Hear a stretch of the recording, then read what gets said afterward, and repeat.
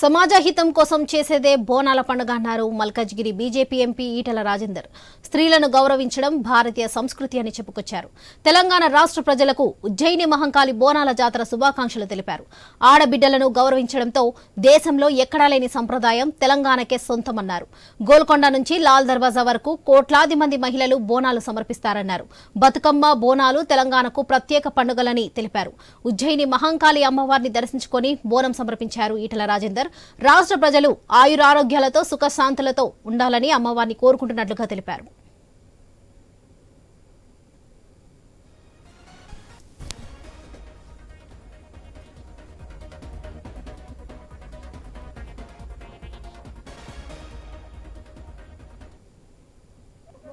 భారతీయ సంస్కృతి సాంప్రదాయం ఈ భారతీయ అభిమానం అంతా కూడా స్త్రీలను గౌరవించే, స్త్రీలను పూజించేటువంటి దేశం.